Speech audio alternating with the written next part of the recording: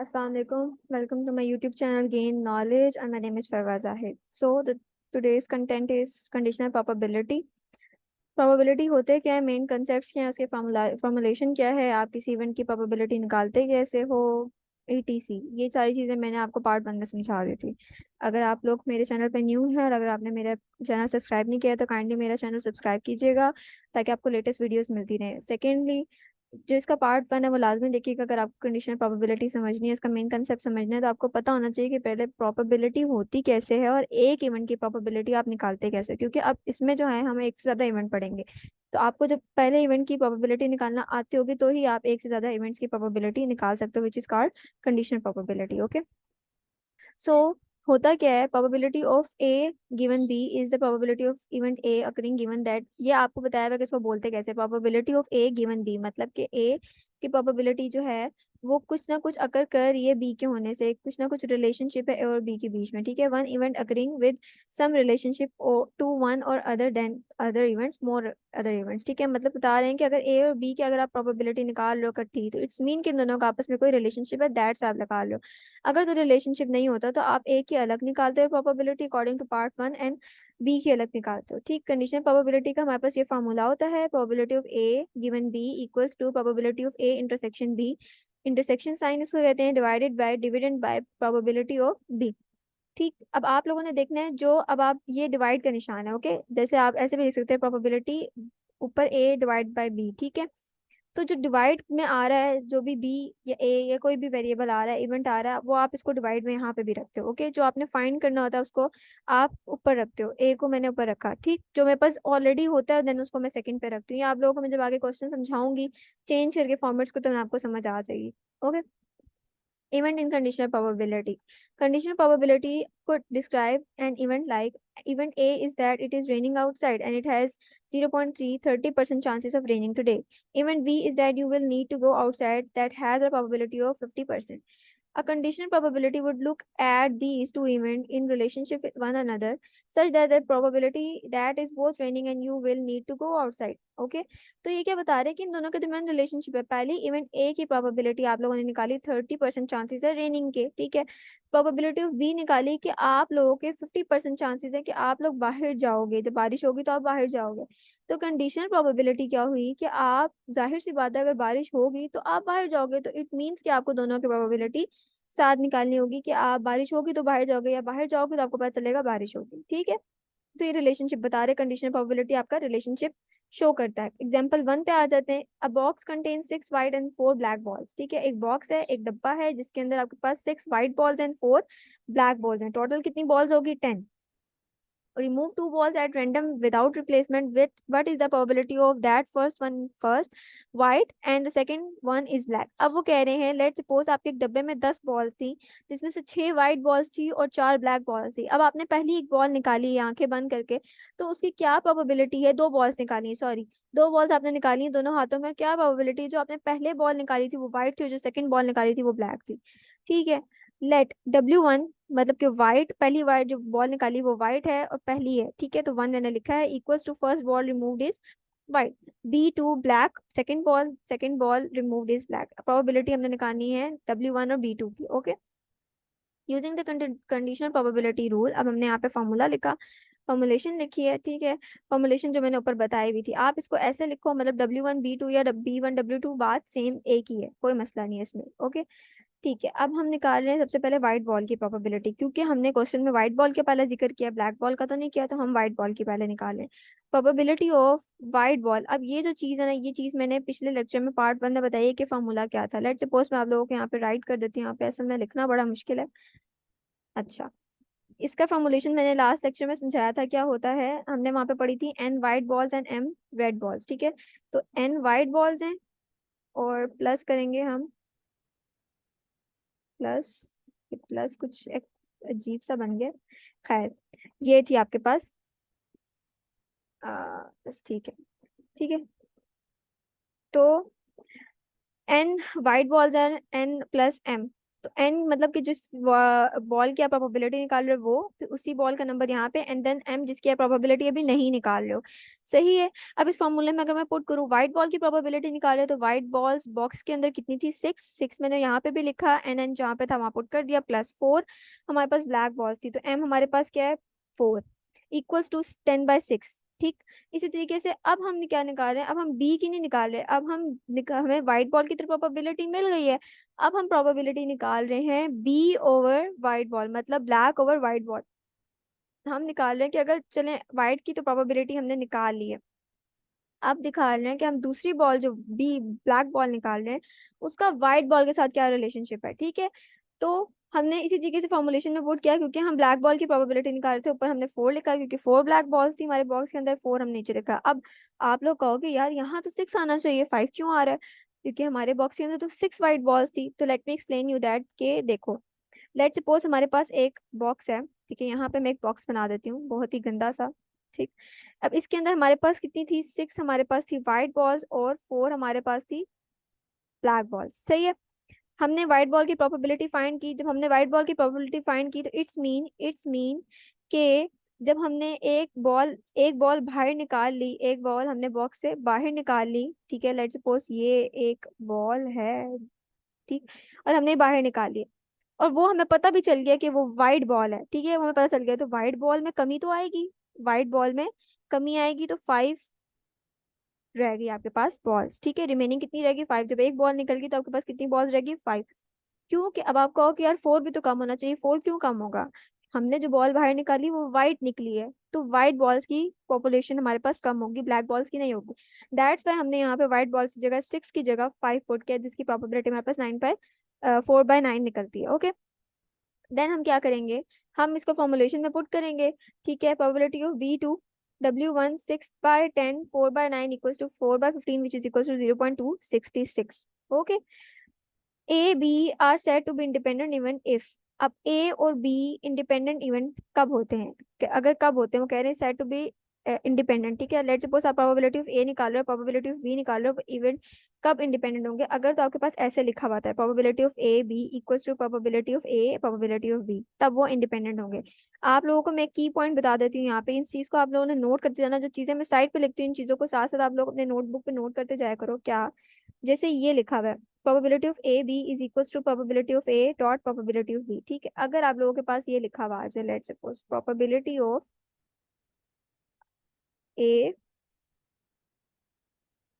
ठीक है, intersection B और ब्रैकेट क्लोज, अगर आपके पास प्रोबेबिलिटी ऑफ ए बी लिखा हुआ है या probability of A intersection B लिखा हुआ है, तो उसका मतलब यही होता है।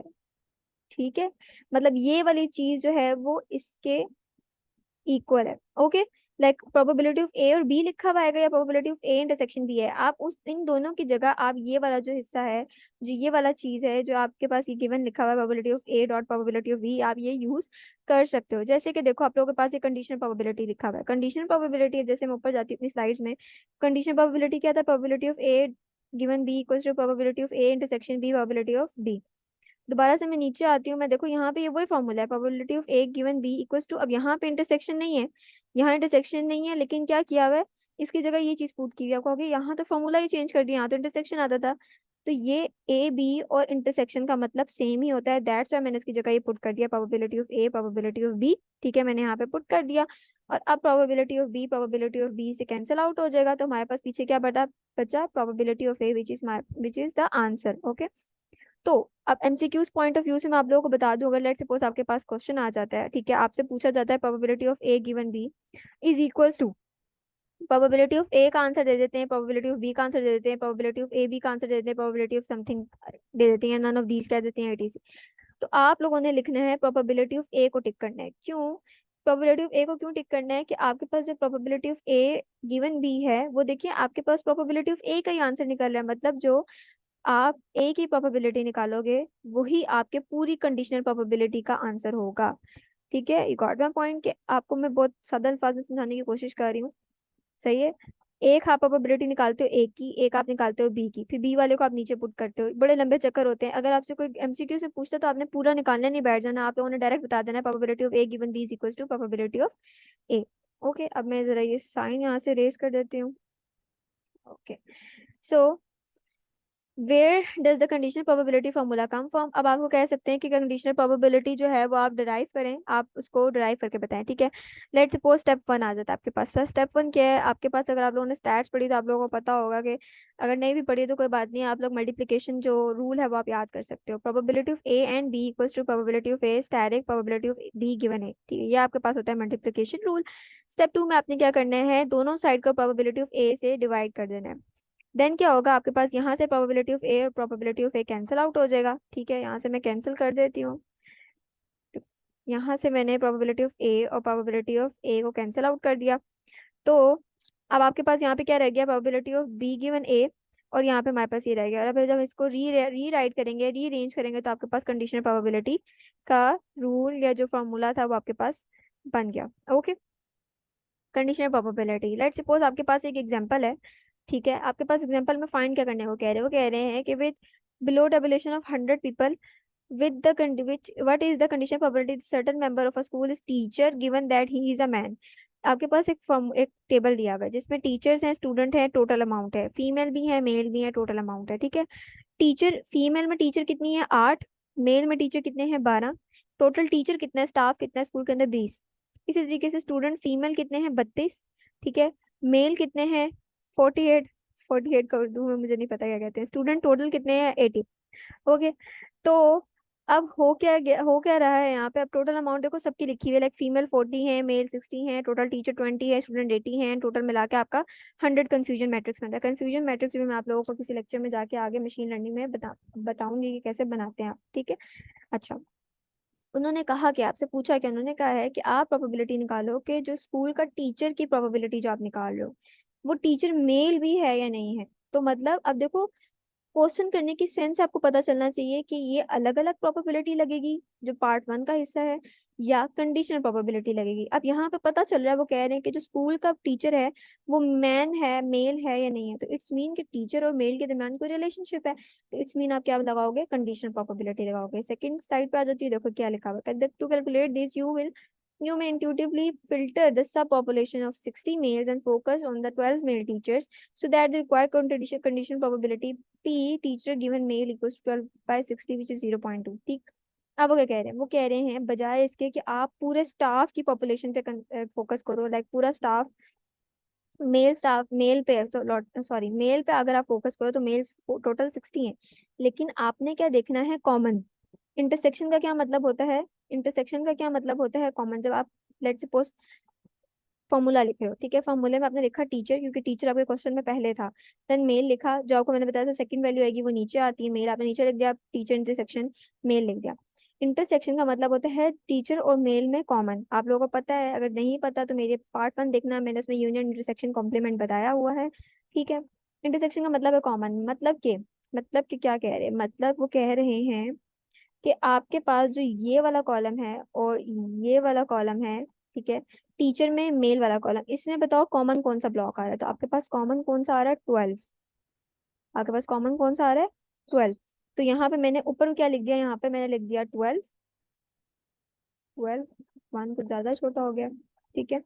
और अब वो कह रहे हैं प्रोबेबिलिटी ऑफ मेल बताओ, तो प्रोबेबिलिटी ऑफ मेल, मेल कितनी प्रोबेबिलिटी है, टोटल मेल कितने हैं हमारे पास 60 हैं, तो मैंने यहाँ पे नीचे लिख दिया 60, okay, which is written in front of this like 12 by 60 which is equals to 0.2, ठीक। तो इस तरह से प्रोबेबिलिटी निकली 12 by 60। अब इसको इरेज कर देते हैं, ऊपर वाली साइड में भी जाके इसको इरेज कर देते हैं, ये काफी मैसी लग रहा है, ओके।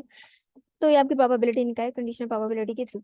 इफ, अब म्यूचुअली एक्सक्लूसिव बस इंडिपेंडेंट इवेंट्स हम देख लेते हैं। If two events A and B are independent, अगर तो आपके इवेंट ए और बी इंडिपेंडेंट हो तो A and B equals to probability of A probability of B. Probability of A B are mutually exclusive, अगर तो म्यूचुअली एक्सक्लूसिव हो, अगर तो देखो वो क्या कह रहे हैं, अगर आपके ए और बी इंडिपेंडेंट है मतलब डिपेंड नहीं कर रहे आपस में, अलग अलग है, और म्यूचुअली एक्सक्लूसिव नहीं है। म्यूचुअली एक्सक्लूसिव का होता है एक दूसरे पे डिपेंड करना, ठीक है। तो आपका म्यूचुअली एक्सक्लूसिव है, एक दूसरे पे डिपेंड करना, इट्स मीन कि आपका आंसर क्या आएगा, 0, ठीक है। और अगर वो डिपेंड नहीं कर रहे हैं और इंडिपेंडेंट है तो आपका आंसर आएगा प्रोबेबिलिटी ऑफ ए बी का मल्टीप्लिकेशन करके जो आंसर आता है। लेट्स सपोज हम आगे एग्जांपल देख लेते हैं। Consider a fair coin and a fair six dice sided die. एक आपके पास कॉइन है और एक आपके पास डाइस है, ठीक है। एक आपने दोनों को एक कॉइन को फ्लिप किया एंड देन आपने डाइस फेंका। अब आपके पास इवेंट ए क्या है? इवेंट ए ये है कि आपके पास जो कॉइन आपने फ्लिप किया, आपके पास आंसर हेड आना चाहिए। इसकी प्रोबेबिलिटी बताओ। दूसरी चीज इवेंट क्या है कि आप जब रोलिंग सिक्स डाइस कर रहे हो तो सिक्स आना चाहिए। ओके।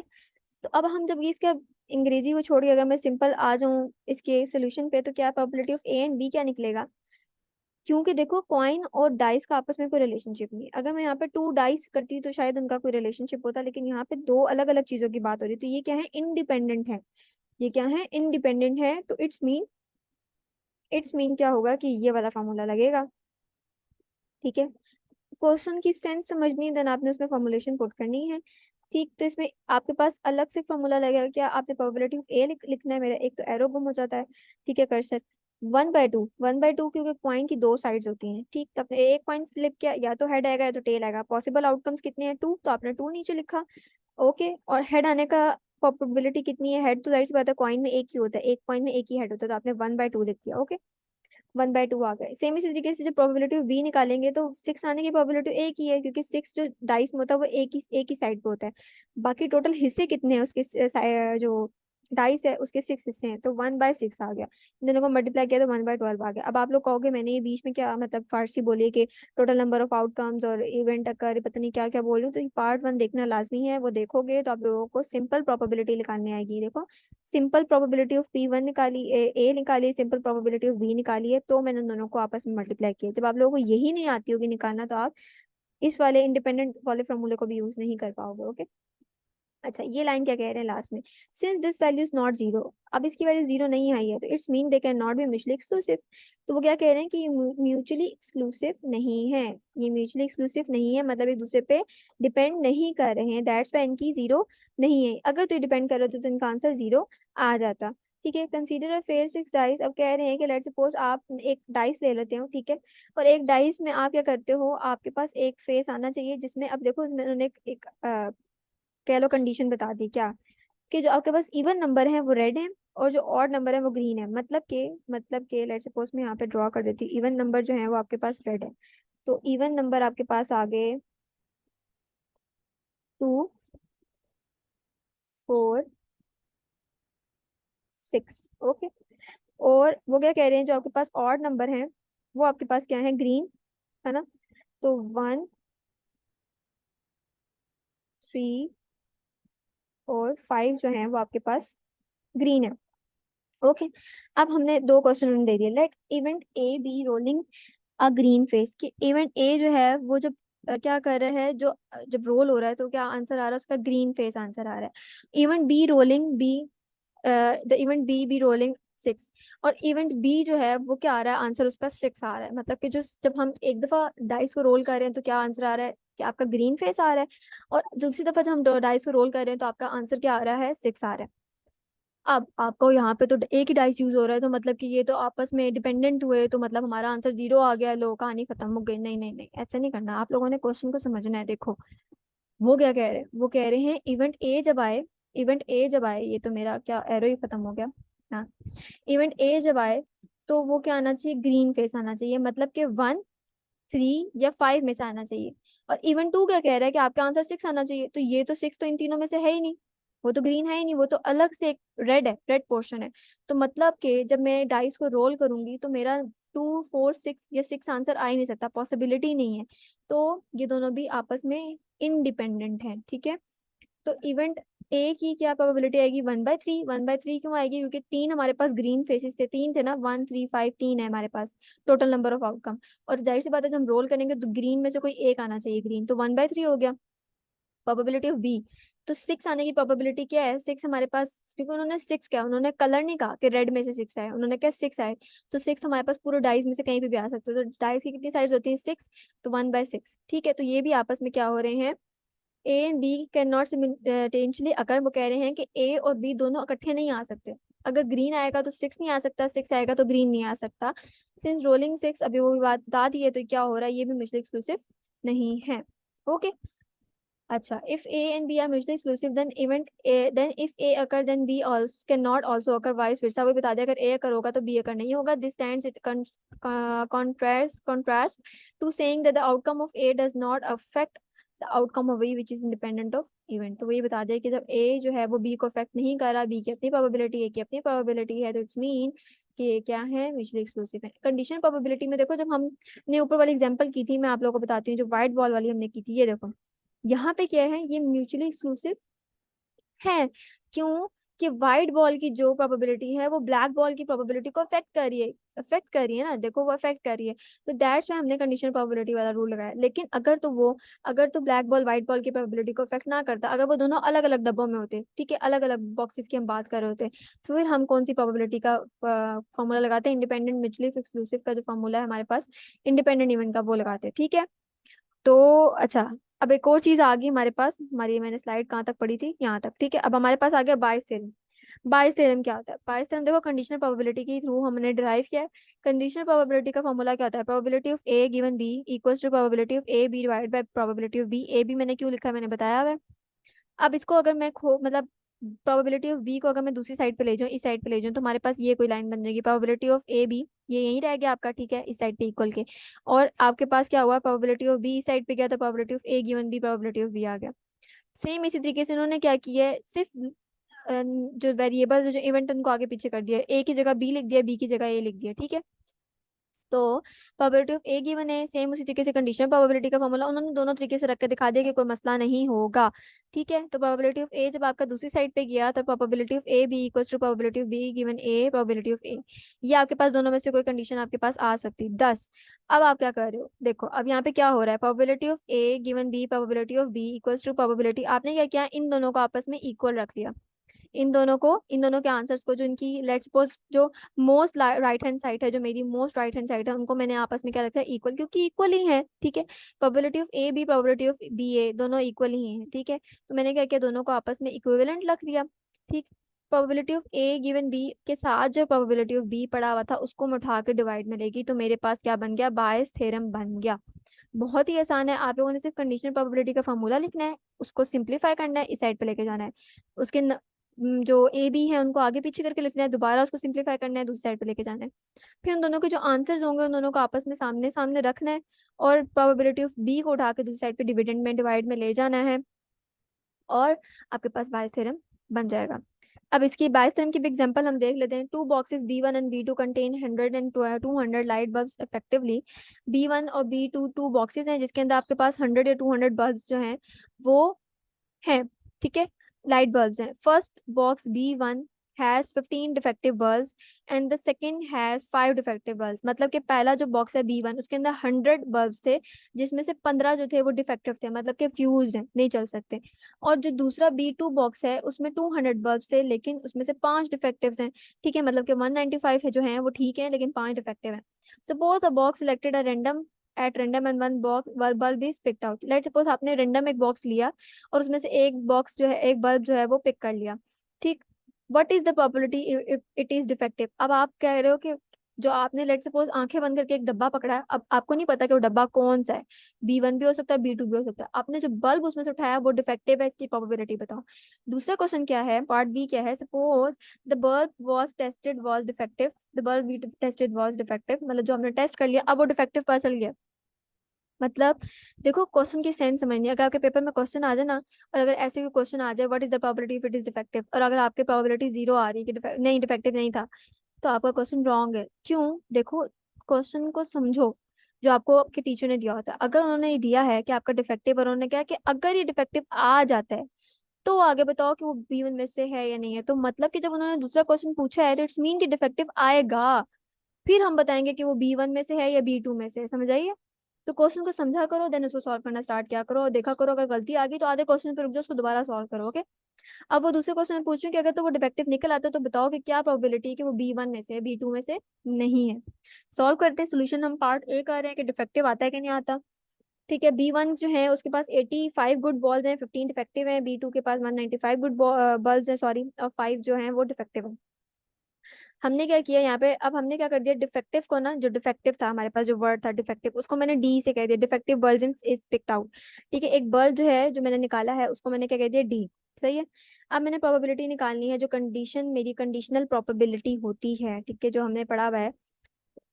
मैंने एक फॉर्मूला लिखा, डिफेक्टिव बल्ब की probability, probability of defective bulb given B1 divided by defective bulb plus, अब जाहिर सी बात है B1 के लिए निकाला तो B2 के भी लिए हम निकालेंगे, तो मैंने इसको प्लस डाल के निकाल लिया, मतलब दोनों के लिए निकालना है। सही है। कॉन्टिन्यू एग्जाम्पल है हमारी। अब इसमें देखो क्या हो रहा है, हमने निकाला probability of defective given B1, मतलब कि डिफेक्टिव भी हो और वो B1 में से भी हो, तो अब इसकी प्रोबेबिलिटी बताओ। डिफेक्टिव हमारे पास B1 में कितने थे, 15 मैंने ऊपर लिखा, और टोटल B1 कितनी थी, 100, तो 15/100 which is equal to 0.15। Probability of defective divide by B2, defective कितने थे B2 में, 5, टोटल कितने थे 200 विच इज 0.025। ओके। अब वो कह रहे हैं since the box is selected at random they are equally likely. अब वो कह रहे हैं कि अगर लेट्स सपोज बॉक्स जो था वो आपका रैंडमली सिलेक्ट हुआ था, रैंडम, आपको नहीं पता कौन सा बॉक्स था, तब उसकी भी प्रोबेबिलिटी निकालो कि बॉक्स, अभी हमने किसकी प्रोबेबिलिटी निकाली, बल्ब की, डिफेक्टिव बल्ब की, बॉक्स की नहीं निकाली, बॉक्स भी देखना है ना कि कौन से बॉक्स से निकला। ठीक है। तो हमने क्या किया, probability of B1 probability of B2 equals to 1/2। 1/2 कैसे आया भाई, अब ये 1/2 कैसे आ गया, यहाँ पे बच्चे कंफ्यूज होते हैं। देखो हमारे पास दो बल्ब थे, ओ सॉरी दो बॉक्स थे, एक ये था, एक ये था। ठीक है, लेट सपोज इसमें 200 थे हमारे पास बल्ब्स, और इसमें 100 थे। ओके। ये मैंने लिखा है, 100 अमाउंट नहीं लिख रही मैं। ओके। तो अब हमारे पास उन्होंने पूछा बॉक्सेस की मुझे प्रोबेबिलिटी बताओ, तो टोटल नंबर ऑफ बॉक्सेस कितने हैं, 2, और आप कोई एक बॉक्स की निकाल रहे प्रोबेबिलिटी, तो जाहिर सी बात है 1/2 आ गया। ठीक है। 1/2 उसका भी आएगा, 1/2 उसका भी आएगा, तो दोनों को कॉमन लिख के मैंने लिख दिया 1/2। ओके, यहाँ तक तो बात समझ आ गई होगी। नहीं समझ आई तो दोबारा वीडियो प्रीवियस से लगा लेना, आ जाएगी। ओके, 102 दफा 3 दफा आप सुनो तो आपको बात समझ आ जाती है, इतना मुश्किल नहीं होता।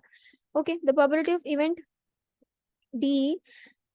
ठीक है, आपने फॉर्मूला लिखा जो प्रीवियस स्लाइड पे था, देन आपने पुटिंग करना स्टार्ट की। डिफेक्टिव B1 में कितने थे, 0.15, और प्रोबेबिलिटी ऑफ B कितनी थी, 1/2। डिफेक्टिव B2 में कितने थे, 0.025, और प्रोबेबिलिटी ऑफ B2 कितना था, 1/2 विच इज इक्वल टू 0.0875। ठीक है। Thus there is about 9% probability that the bulb pick out is random is defective. तो अब इसमें 9% ये पॉसिबिलिटी है, 9% कि आपका जो बल्ब निकला है वो क्या है, डिफेक्टिव है। अब हम पार्ट 2 स्टार्ट करते हैं, कि मतलब हमारे पास प्रॉपर जीरो नहीं आ रहा, कुछ पॉइंट्स के आगे कुछ वैल्यू आ रही है, तो मीन कि हमारा बल्ब जो है वो डिफेक्टिव है। अब हम दूसरा पार्ट सॉल्व करना स्टार्ट करेंगे। ठीक है, दूसरा पार्ट हमने सॉल्व करना स्टार्ट किया, तो हमने क्या है कि अब टेस्ट करो कि जो डिफेक्टिव बल्ब निकला है वो B1 से निकला है। डिफेक्टिव हमारे पास आंसर आ चुके हैं, तो इस वजह से हमने उसको नीचे रखा। अब हमने क्या निकालना है, B1। तो मैंने स्टार्टिंग की स्लाइड में बताया था, जो चीज़ हमने निकालनी होती है, जिसका आंसर हमने निकालना होता है, उसको हम ऊपर रखते हैं। कंडीशन प्रोबेबिलिटी मैंने लगाई, कंडीशन सॉरी नहीं, बायस थ्योरम हमने लगाया, सॉरी मेरे मुंह से कंडीशन प्रोबेबिलिटी बार बार निकल रहा है। ओके। ठीक है, हमने लगाया बायस थ्योरम, अब हम यहाँ पे लगा रहे हैं। ठीक, बायस थ्योरम में हमने ये लिखा, देन फॉर्मूला उसका लिखा इसके अकॉर्डिंगली, लाइक जो ये नीचे था डी, तो डी नीचे आ गया, देन उसके बाद ऊपर गिवन ऊपर रहा, और उसके बाद हमने इसको वैल्यूज पुट करना स्टार्ट की। जीरो डिफेक्टिव B1 में 0.15 थे, टोटल डिफेक्टिव जो हमारे पास 0.9 आंसर आया था वो आप लिख देना, और प्रोबेबिलिटी ऑफ B1 1/2 थी विच इज इक्वल टू 0.8571।